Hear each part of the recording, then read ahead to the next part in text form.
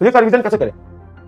Physics का revision, physics में जो theory, special case, theory, concept, formula, special case, बहुत सारे स्पेशल केस हम बताते हैं, ट्रिक जो तरीका कैसे क्वेश्चन को अटेम्प्ट करना होता है, उसका मल्टीपल टाइम्स लिख लिख के रिवीजन करें, मल्टीपल टाइम्स लिख लिख के रिवीजन करें, और क्वेश्चन को सिर्फ देखें और सोचे कैसे सॉल्व हुआ, सोचे कैसे सॉल्व हुआ।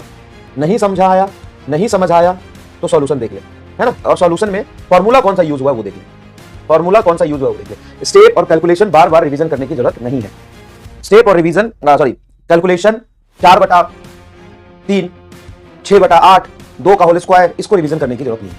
रिवीजन में टाइम बहुत लगता है, लग ही नहीं सकता टाइम, आप गलत तरीके से रिवीजन करते हैं, गलत तरीके से करते हैं।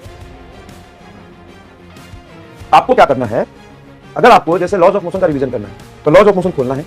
लॉज ऑफ मोशन में इनर्शिया क्या होता है उसको देखना है, न्यूटन फर्स्ट लॉ क्या होता है, सेकंड लॉ क्या होता है, मोमेंटम में चेंज इन मोमेंटम क्या होता है, rate of change in momentum second law कैसे डिफाइन किया है, स्टैटिक के कंडीशन में टेंशन कैसे निकालते हैं, स्यूडो फोर्स क्या होता है, कांस्टेंट रिलेशन क्या होता है, ये सारी चीजें देखनी, ठीक है। उसके बाद उसको लिखना है थ्योरी को, क्वेश्चन सारे रिवीजन। अब स्टैटिक्स इक्विलिब्रियम पे क्या बोलते हैं, इक्विलिब्रियम पे लॉज ऑफ मोशन में 25 सवाल कराए हैं, तो हर सवाल का सॉल्यूशन नहीं देखना आपको, स्टेप नहीं देखना आपको।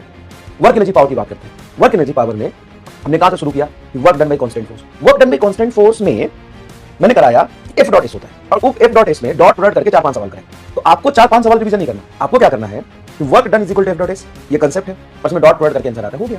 अब वर्क किन किन बातों पे डिपेंड करता है, फ्रेम पे डिपेंड करता है, किस किस चीजों पे डिपेंड करता है, पॉजिटिव वर्क का मतलब, नेगेटिव वर्क का क्या मतलब है, वो रिवाइज करिए।